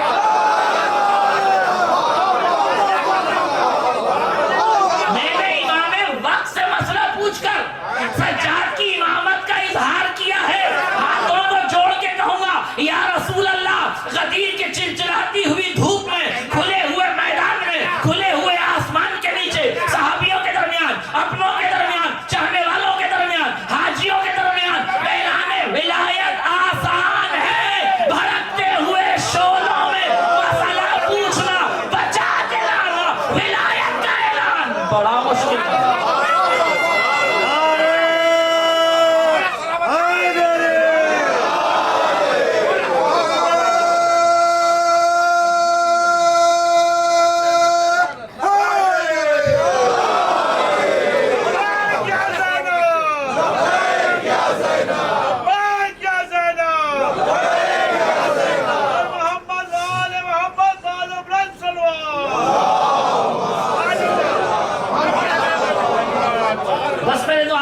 سن لیجیے، یہاں سید سجاد سے جناب زینب علیاء مقام نے پوچھا کہ جل کے مر جائیں یا باہر نکل جائیں؟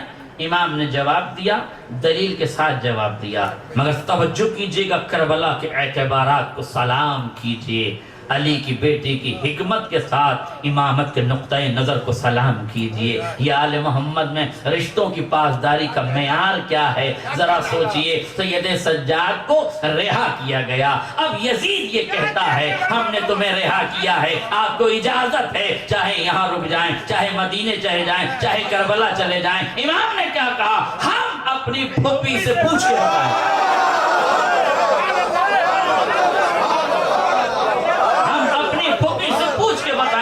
ہاتھوں کو جوڑ کے کہوں گا مولا آپ علم غیب رکھتے ہیں، ما کان ما یکون کا علم رکھتے ہیں، زمین پہ بیٹھ کے لوح محفوظ کا مطالعہ کرتے ہیں، سلگوں میں نسلوں کے شجروں کو پہچان لیتے ہیں، رگوں کی گرمی، لہو کی نرمی، ہتھیلی کی گرفت سے ذوالفقار بابصیرت ہو جاتی ہے۔ آپ سب کچھ جانتے ہیں، پھوپھی سے کیوں پوچھ رہے ہیں؟ خود فیصلہ لیجئے کہ یہی دنیا کو بتانا ہے جہاں امامت کا اعلان کرنا ہوتا ہے پھوپھی ہم سے پوچھتی ہے، جہاں رشتوں کی عظمت کو بتانا ہوتا ہے وہاں وقت کا امام پھوپھی سے پوچھتا ہے۔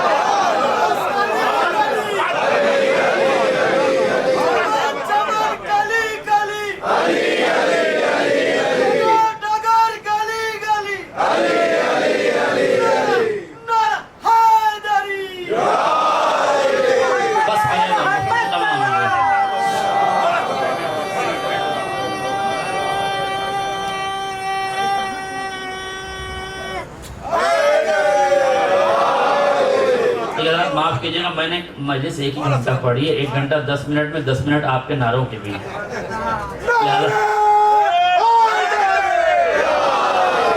بس میں نے ختم کر دی تو توجہ فرمائیے گا۔ آپ نے دونوں چیزوں کو محسوس کر لیا؟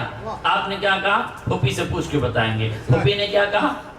یزید سے کہو ایک گھر خالی کر دے۔ کیا کریں گے؟ ہم عزاداری کریں گے۔ پھر سے سنیے، ایک گھر خالی کر دے، ہم عزاداری کریں گے، حسین کا غم منائیں گے۔ یزید نے کیا کیا؟ گھر خالی کروا دیا۔ سوال یہ تھا، کوئی یزید سے جا کے کہتا عزاداری تو بدعت ہے، یہ بدعت کی اجازت کیوں دے رہا ہے؟ اس کا مطلب ہے امت مسلمہ عقل کے ناخن لو، کل تمہارا باپ یزید عزاداری کو نہیں روک سکا۔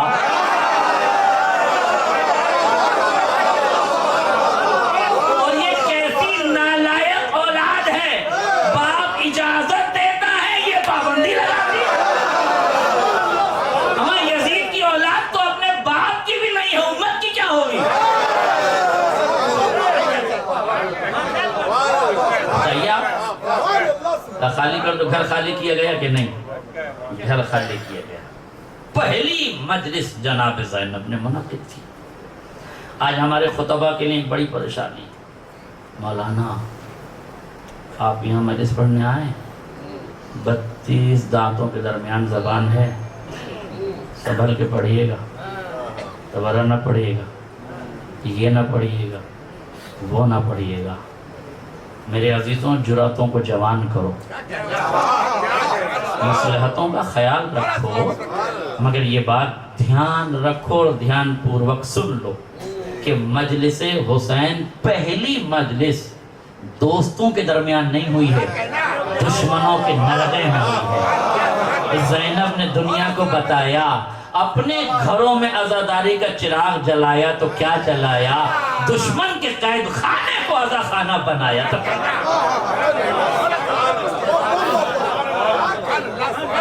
دشمن کے قید خانے میں بھی چراغ عزا کو جلانا چاہیا اور جل گیا چراغ عزا۔ سید سجاد تم مسند تعزیت پر بیٹھو، ہم تمہیں بابا کا پرسہ دیا جانے لگا۔ سجاد تمہیں بابا کا پرسہ، تمہیں پامال شدہ لاش کا پرسہ۔ اصغر سجاد تمہیں علی اکبر کی جوانی کا پرسہ، سجاد تمہیں علی اصغر کے گلو مبارک کا پرسہ، सोचो ज़रा ज़दारो 1400 साल बाद आप उस मजलिस का मंजर और पस मंज़र सुन रहे हैं, आपके अश्क नहीं रुकते। सोचो वो पहली मजलिस जिसकी खतीबा ज़ैनब हो, जिसके सामाईन में इस्मतें सैयद सज्जाद जैसा मासूम बैठा हो, जहाँ बीबियाँ हों, जहाँ सारे करबला वाले हों। तुमने करबला ज़बानों से सुनी है, आँखों से नहीं देखी। अरे जब ज़ैनब अकबर का नाम ले रही होंगी ना तो करबला का मंजर जहनों में आ गया होगा। जब अली असगर का नाम लिया होगा करबला का मंजर जहनों में आ गया होगा। अज़ादारों याद रखना, तुम हुसैनी हो, तुम्हारे शऊर में हुसैन पनपते हैं, तुम्हारे वजूद में हुसैन बसते हैं। तुम साथ याद रखना, जब पूरी दुनिया तुम्हारा साथ छोड़ देगी ना तो तुम्हारा साथ हुसैन देंगे। ये कभी ना सोचना कि तुम्हारा साथ हुसैन नहीं देंगे। मैं एक छोटा सा वाक़या पढ़ दूं ताकि आपको अंदाज़ा हो जाए। यूरोप में एक मेंटल हॉस्पिटल था। आशूर के दिन एक अंजुमन ने ख्वाहिश की कि हम चलें ज़रा उन दीवानों के दरमियान मजलिस कर लें, उन पागलों के दरमियान भी एक मजलिस कर लें। हर जगह मजलिस करते हैं, चलो मेंटल हॉस्पिटल में मजलिस की जाए। मेंटल हॉस्पिटल पहुँचे, आने के बाद इंचार्ज से बात की, हम चाहते हैं कि मजलिस मुनक़िद करें, नोहा पढ़ें, अंजुमन है चाहती है कि मातम करें। और मरतबा किसी ने पूछा इंचार्ज से, ये बताइए क्या इनमें कोई शिया है? उन्होंने कहा आपको आपके सवाल पे ताज्जुब होता है, मजहब का ताल्लुक अक्ल से होता है। जब इनके पास अक्ल नहीं है तो इनका कोई मजहब नहीं है। मानवता, ह्यूमैनिटी और इंसानियत इनका मजहब है। जो आपको करना है इंसानियत के उन्वान से आप कर सकते हैं। शर्मिंदा हुए सवाल पर जाके जिक्र शुरू किया, मातम करने लगे, नौहा पढ़ने लगे। सारे दीवाने अपने अपने कामों में मस्तो मगन थे, किसी ने इस आवाज़ पे कोई तवज्जो ना दी। मगर जैसे ही या हुसैन की सदा बुलंद हुई, एक कोने में एक दीवाना बैठा था, जैसे ही या हुसैन सुना फौरन खड़ा हो गया, हाथ सीने पे रखा, मातम करता जाता है, या हुसैन कहता जाता है, ज़ारो कतार रोता जाता है, अश्कों का सैलाब आंखों से जारी है, हाथ सीने पे है। अंजुमन ने एक दीवाने को रोता देखा ना, पूरी अंजुमन जोश में आ गई, मातम करती रही, गिरिया होता रहा। जब मजलिस खत्म हुई ना, वो दीवाना दीवानों में गुम हो गया। मगर इंचार्ज ने भी उसे देखा, अंजुमन ने भी उसे देखा। जब इंचार्ज के पास गए तो उसने कहा, हमें किसी का पता नहीं चाहिए, मगर इस बंदे की आईडी हमें दिखा दो, इसको हमें पहचानवा दो कि ये कौन है, कहाँ, ये तो मैं भी देखना चाहूंगा। जब सारे दीवाने अपने कामों में मस्त मगन थे तो ये कौन था जो रो भी रहा था, मातम भी कर रहा था, या हुसैन भी कह रहा था। अब जो उसकी आईडी दी गई, देखी गई तो पता चला शिया नौजवान था। अब आपकी समझ में आया, जब शिया था, पागल हुआ, अक्ल ने काम करना छोड़ दिया, माँ ने साथ छोड़ दिया, बाप ने साथ छोड़ दिया, बहनों ने साथ छोड़ दिया, अपनों ने साथ छोड़ दिया, ज़ौजा ने साथ छोड़ दिया, बेटियों ने साथ छोड़ दिया, बेटों ने साथ छोड़ दिया। अब समझ में आया, जब सारे साथ छोड़ देते हैं तब भी हुसैन साथ नहीं छोड़, तब भी हुसैन तुम्हारा साथ नहीं छोड़ते हैं। हुसैन तुम्हारे साथ रहते हैं। तुम्हारी रगों में हुसैन बसने चाहिए, तुम्हारी सांसों में हुसैन बसने चाहिए, तुम्हारे वजूद में हुसैन बसने चाहिए। हर आंख तुम्हारे लबों पे या हुसैन होना चाहिए। हर मुसीबत में हुसैन को पुकारा करो, हर मुसीबत में हुसैन को पुकारा करो, हर परेशानी में हुसैन को पुकारा करो, इसलिए कि सब साथ छोड़ देंगे, हुसैन साथ ना छोड़ेंगे। अब इस दीवाने की बातों को सुन के ये यकीन हो गया ना, जब कब्र में रख के सब चले जाएंगे तो एक ही जात है जो साथ आने वाली है, उसी जात का नाम हुसैन है। बस इस हुसैन के साथ वफादार रहना। यूं तो सारे रिश्तों के साथ वफादार रहना, मगर अपने हुसैन के साथ कभी गद्दारी न करना, अपने हुसैन के साथ कभी बेवफाई न करना, अपने हुसैन के साथ जिंदगी में हमेशा वफादार रहना। इसलिए कि हुसैन उस जात का नाम है जो सरोतन में जुदाई के बाद भी अपनों को नहीं भूलती है, अपने चाहने वालों को नहीं भूलती है। तुम्हारे उरूज को देखो, तुम्हारी किस्मतों को देखो, तुम्हारी नसीबों को देखो, तुम खाद पर बैठने वाले हो, नूर के पैकर हुसैन है। मगर सैयद सज्जाद से कहते हैं, मेरे लाल सज्जाद जब मदीने जाना तो मेरे शियों को सलाम कह देना, उनसे कहना शियती मा इन शरबतुम बिन फज़कुरूनी और समय तुम बेगरीबिन फंदबूनी। मेरे शियों से कहना, जब कभी ठंडा पानी पीना तो शर्ते वफा ये है कि پیاس کو یاد کر لینا، جب عالم غربت میں کسی مصیبت میں مبتلا ہونا حسین کی غربت کو یاد کر لینا۔ اللہ اللہ، میں نے ختم کر دی دعا، زندان شام ہے، بیویاں ہیں، مجلس حسین ہو رہی ہے، روایت کہتی ہے تبرکات آنے لگے، جلے ہوئے جھولے کی لکڑیاں آنے لگی، بیویاں ماتم کرنے لگی، نیزے کی ٹوٹی ہوئی انی آنے لگی، زر آنے لگے، ایک ایک سر آتا گیا، ایک ایک بیوی نے اٹھا کے اپنی آغوش میں لے لیا۔ روایت کہتی دو ننھے ننھے سر آئے جس کا کوئی لینے والا نہ تھا۔ ارے شام کی عورتوں نے کہا یہ کن یتیم بچوں کا سر ہے، ارے کیا ان کی ماں مر گئی ہے، انہیں کوئی لینے والا نہیں ہے؟ زینب نے تڑپ کے کہا بہنوں ایسا نہ کہو، ان غریبوں کی غریب ماں زینب ہے، مگر یہ تو بتاؤ ارے میں فاطمہ کے لال پہ رو یا اپنے لال پہ گریا کروں؟ لوگ درو روایت کو بس آخری فقرہ سن لو۔ روایت کہتی ہے ایک مرتبہ عباس کا سر آیا، حضرت عباس کا سر جیسے ہی ملا نا جناب ام کلثوم نے اپنی آغوش میں لے لیا۔ اب تاریخ کہتی ام کلثوم اٹھی، سر عباس جری کو لیا اور قید خانے میں ایک ننھی سی قبر کے قریب آئی، ننھی سی قبر پہ سب عباس کا سر رکھا۔ ارے کسی بیوی نے پوچھ لیا بیوی یہ قبر کس کی ہے، یہ سر کس کا ہے، یہ بیوی کون ہے؟ کہا یہ ام کلثوم ہے۔ ارے ان کی جانب سے فدیہ ہوئے تھے عباس۔ کہا یہ قبر کس کی ہے؟ کہا یہ 4 برس کی سکینہ کی قبر ہے۔ ارے کہا اس قبر پہ سر کیوں رکھا گیا؟ کہا عباس سے ملنے کی سکینہ کو بڑی تمنا تھی۔ روایت کہتی ہے جیسے ہی قبر سکینہ کے تعویذ پر عباس کا سر رکھا گیا، ارے قبر کو زلزلہ آیا۔ جب نہیں سکینہ تڑپ کے کہہ رہی ہو اے امو شمر نے تماچے مارے، اے چچا مجھے پیاسا دیار با دیار پھرایا گیا، اے امو میرے کانوں سے گوشوارے چھانے انا للہ و انا الیہ راجعون ردن بقضائه وتطبیق وَقِيَالَ الَّذِينَ ظَلَمُوا يَغْفِرُ مِنْ ربنا تقبل دعاء إنك أنت السميع العليم يا رب الحسين بحق الحسين اشف صدر الحسين بظهور الحجة۔ کریم پروردگار ہونے والی آوازوں پر رحمتیں نازل فرما، ان آنسوؤں کو رمال حضرت زہرا میں جگہیں عنایت فرما۔ کریم پروردگار بانیان عزا کی توفیقات میں اضافہ فرما، حاضرین کی توفیقات میں اضافہ فرما، ان 72 مجلسوں کو قبول فرما، ان 72 مجلسوں میں جن مومنین دام درہم قدم سخن شرکت کی میرے مالک ان کی شرکت کو قبول فرما۔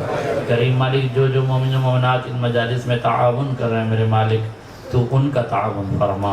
کریم پروردگار واسطہ محمد اور آل محمد کے اس بزم حسینی میں آئے ہوئے تمام مومن مومنات کی توفیقات میں اضافہ فرما، ہمارے ان کے گناہان کبیرہ و صغیرہ کی مغفرت فرما۔ مالک خصوصی دعا یہ ہے جب تک زندہ رکھنا محمد و آل محمد کی محبت پہ زندہ رکھنا۔ مالک موت دینا تو انہی کے ذکر کے صدقے میں دینا، شہادت دینا تو انہی کے ذکر کے صدقے میں دینا۔ کریم پروردگار واسطہ محمد اور آل محمد کا ملک عزیز میں ملت تشیع کی حفاظت فرما، ملک عزیز پر رحم و کرم نازل فرما، ملک عزیز کی اقتصاد پر رحم و کرم نازل فرما، ملک عزیز میں ظلم کرنے والے ظالمین کو نست و نابود فرما، ملک عزیز کی پرامن فضا کو نفرت میں بدلنے والے چینلوں اور اینکروں کو نست و نابود فرما، ملک داخلی دشمنوں کو واصل جہنم فرما۔ کریم پروردگار ملت تشیع کی حفاظت فرما، امت مسلمہ کی حفاظت فرما، پرچم اسلام کو سربلندی عطا فرما، زائرین کربلا کی زیارت کو قبول فرما، ان کا تحفظ فرما، جنت البقیع میں عالی شان روزہ تعمیر فرما۔ مالکہ اور امتحان نل یوسف زہرا امام زمانہ کے ظہور میں تعجیل فرما اور ہمیں ان کے انصار آوان کرا مات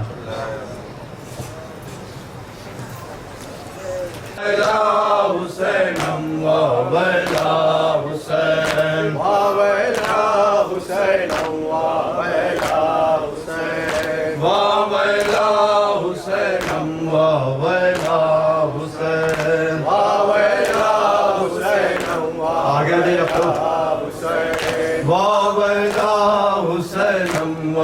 ویلا حسین ویلا حسینم ویلا حسین ویلا حسینم ویلا حسین ویلا حسینم ویلا حسین ویلا حسینم ویلا حسین ویلا حسینم ویلا حسین مدینے میں اکیلی کس طرح رہ پائے گی سغرا مدینے میں اکیلی کس طرح رہ پائے گی سغرا مدینے میں اکیلی کس طرح رہ پائے گی سغرا مدینے میں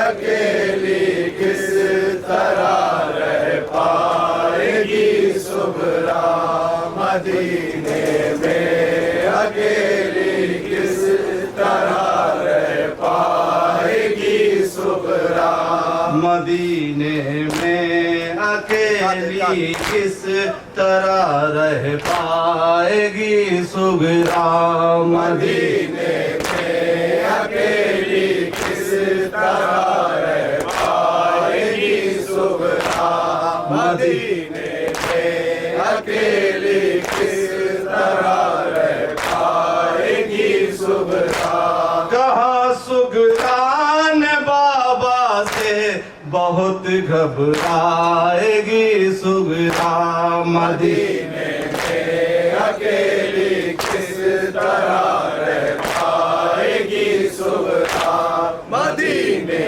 میں اکیلی کس طرح رہ پائے گی سغرا پڑے گا جب قحط تیری جدائی کا غم دل پر پڑے گا جب قحط تیری جدائی کا غم دل پر پڑے گا جب قحط تیری جدائی کا غم دل پر پڑے گا جب قحط تیری جدائی کا غم دل پر لہو کے آنکھ سے آنسو بہت ٹپکائے گی سغرا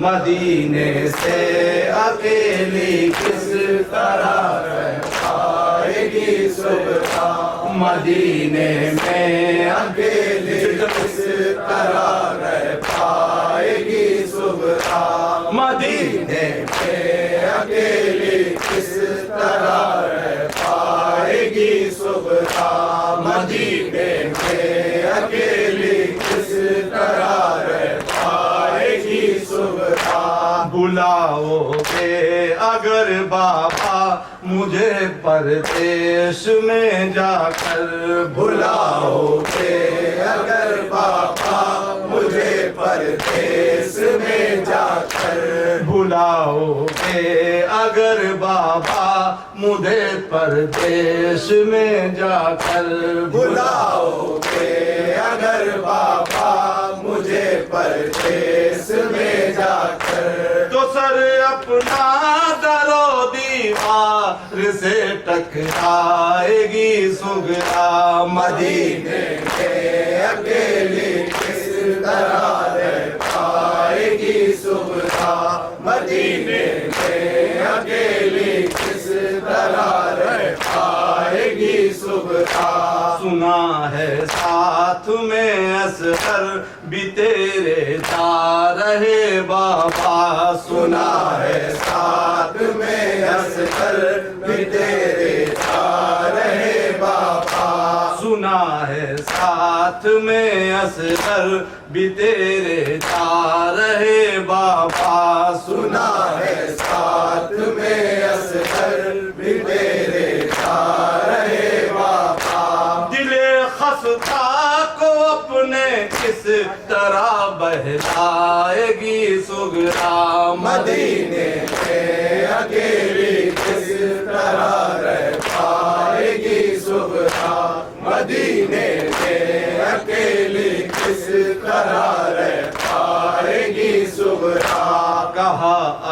اصغر سے صغرا نے اگر تم آئے نہ ملنے، کہا اصغر سے صغرا نے اگر تم آئے نہ ملنے، کہا اصغر سے صغرا نے اگر تم آئے نہ ملنے، کہا اصغر سے صغرا نے اگر تم آئے نہ ملنے، تمہیں تربت پہ اپنی ایک دن بلوائے گی صغرا، مدینے میں اکیلی کس طرح رہ پائے گی صغرا، مدینے میں اکیلی کس طرح رہ پائے گی صغرا، یہی کہہ کر خدا حافظ کہا اس غم کی ماری نے، یہی کہہ کر خدا حافظ کہا اس غم کی ماری نے، یہی کہہ کر خدا حافظ کہا اس غم کی ماری نے، یہی کہہ کر خدا حافظ کہا اس غم کی ماری نے، تمہارے خواب میں راتوں کو اکثر آئے گی صغرا، مدینے میں عزیز کس طرح رہ پائے گی صغرا، مدینے میں اکیلی کس طرح رہ پائے گی صغرا، کہا سرور سے زینب نے اسے بھی ساتھ میں لے لو، کہا سرور سے زینب نے اسے بھی ساتھ میں لے لو، کہا سرور سے زینب نے اسے بھی ساتھ میں لے لو، کہا سرور سے زینب نے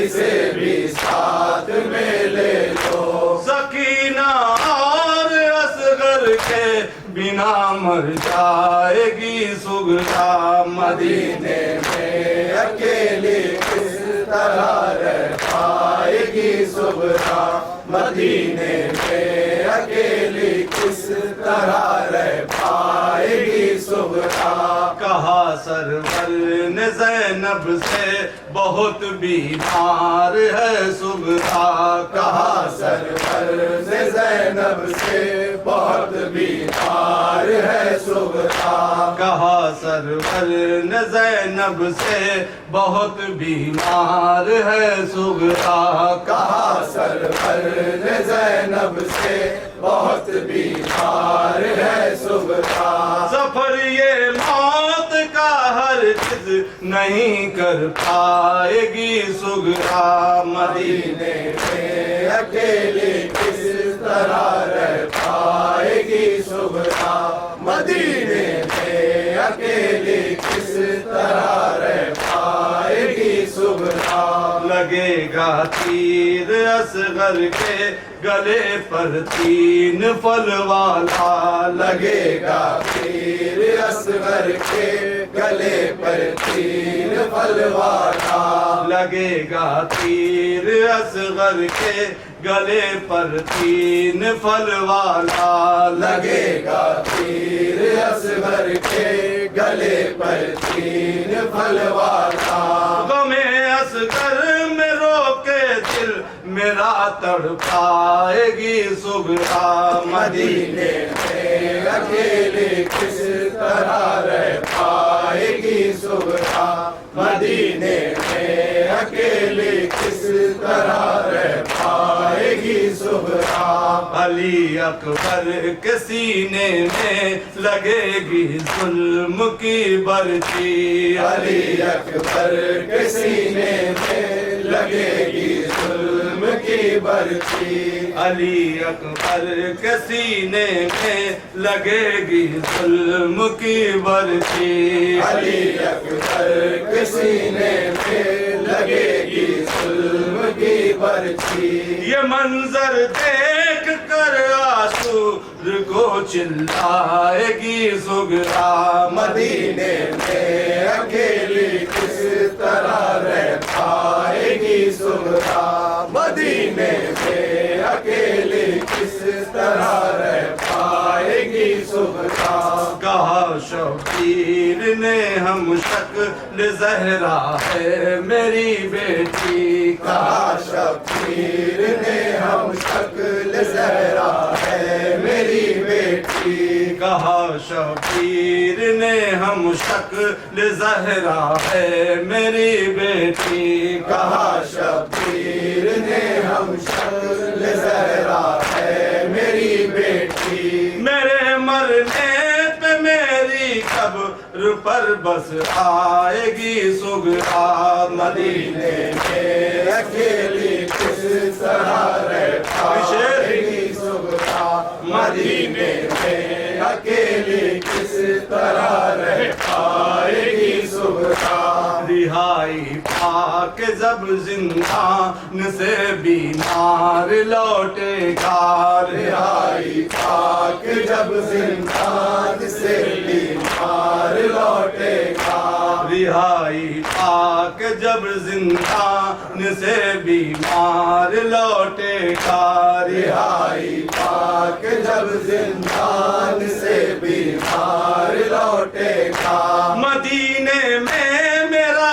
غم ہر طرف پھیلائے گی سغرا مدینے میں اکیلی کس طرح رہ پائے گی سغرا مدینے میں اکیلی کس طرح رہ پائے گی سغرا یہی کہہ کر قلم کو رکھ دیا جس نے کاغذ پر یہی کہہ کر قلم کو رکھ دیا جس نے کاغذ پر یہی کہہ کر قلم کو رکھ دیا جس نے کاغذ پر یہی کہہ کر قلم کو رکھ دیا جس نے کاغذ پر عزاداروں کو تیری داستان رلوائے گی سغرا مدینے میں اکیلی کس طرح رہ پائے گی سغرا مدینے میں اکیلی کس طرح رہ پائے گی سغرا غوث غوث غوث غوث غوث غوث غوث غوث غوث